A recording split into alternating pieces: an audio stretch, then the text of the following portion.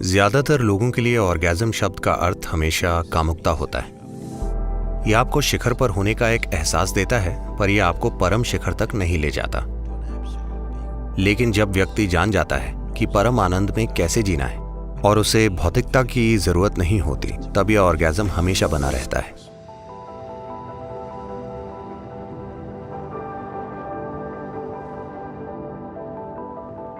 आमतौर पर ज्यादातर लोगों के लिए, या अगर अनुभव में नहीं तो कम से कम भाषा में, ज्यादातर लोगों के लिए ऑर्गेज्म का अर्थ हमेशा कामुकता होता है। पर यह सच नहीं है। मूल रूप से ऑर्गेज्म का अर्थ है एक भीतरी आनंदपूर्ण अवस्था। आमतौर पर इस शब्द का इस्तेमाल कामुकता के संबंध में किया जाता है, क्योंकि दुर्भाग्य से ज्यादातर लोगों ने कामुकता की भौतिक तीव्रता से बड़े किसी दूसरे अनुभव को शायद नहीं जाना है।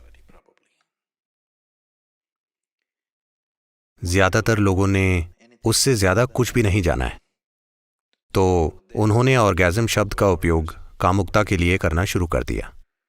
ऑर्गेज्म का अर्थ उससे कहीं अधिक है कि आपका पूरा जीव एक खास ऊंचाई तक पहुंच गया है।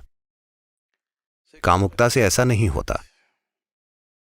यह आपको शिखर का एक बोध देती है, पर यह आपको परम शिखर तक नहीं ले जाती, जहां आपके शरीर की हर कोशिका में ऊर्जा का विस्फोट हो।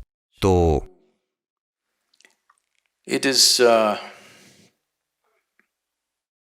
ऑर्गेज्म शब्द के लिए कामुकता या सेक्स बहुत छोटी क्रिया है।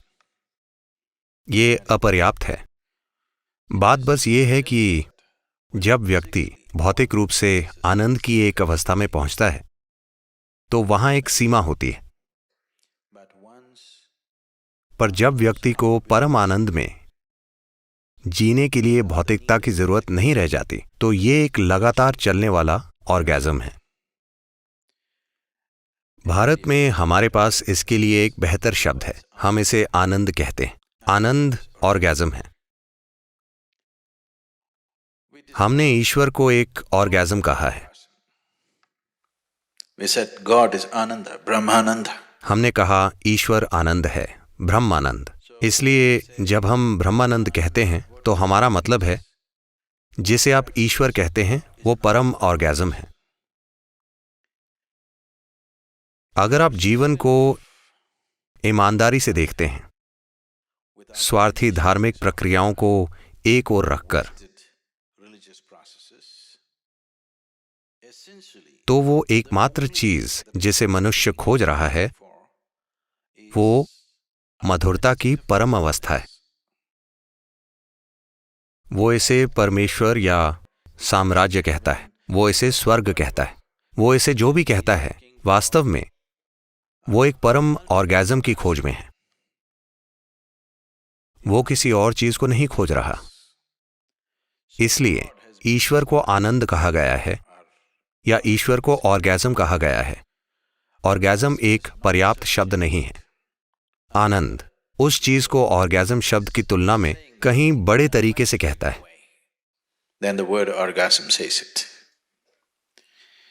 इसलिए पूर्वी देशों में ईश्वर को आनंद कहते हैं। परम ऑर्गेज्म ईश्वर है।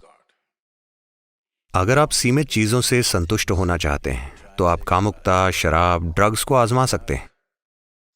ये आपको बस गुलाम बनाएंगे, ये आपको मुक्त नहीं करते, क्योंकि ये आनंद नहीं है, ये बस सुख है। सुख हमेशा उलझाता है।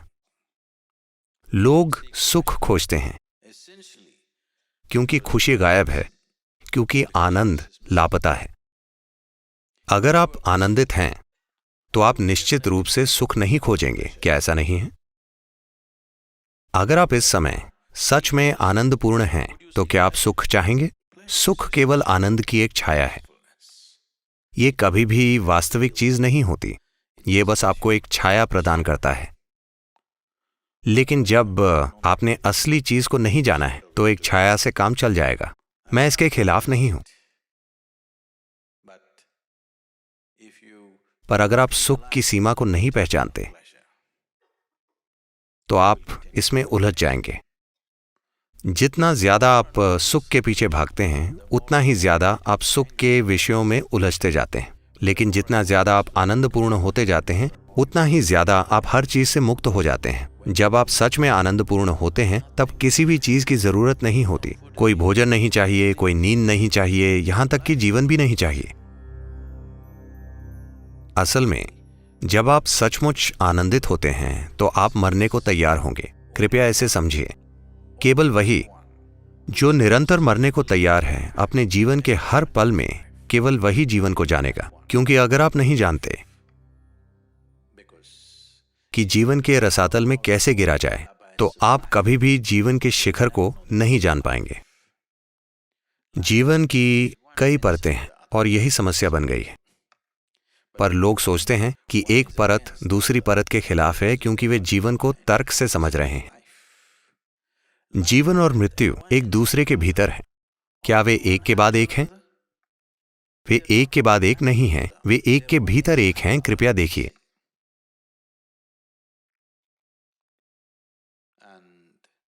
अगर आप मृत्यु के पाताल में गिरने के इच्छुक हैं तभी आप जीवन के शिखर को जानेंगे। आमतौर पर अंग्रेजी भाषा में अगर आप एक निराश अवस्था में हैं तो अंग्रेजी में कहते हैं आप अंधी खाई में गिर रहे हैं।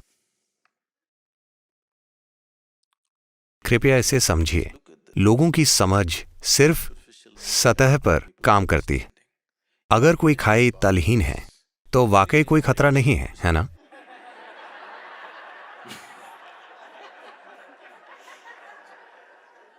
ये सबसे शानदार चीज है।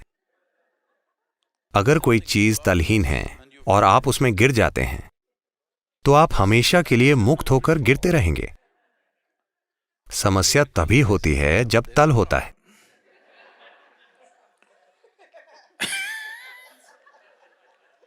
एक बार ऐसा हुआ, शंकरन पिल्ले दूसरी मंजिल से गिर गए और उन्हें चोट लगी। लोग उनके चारों ओर इकट्ठा हो गए और पूछा, क्या गिरने से आपको चोट लगी?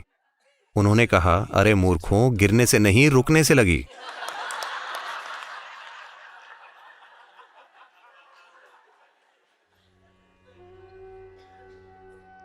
चोट गिरने से नहीं लगती, हमेशा जमीन पर आकर रुकने से चोट लगती है ना?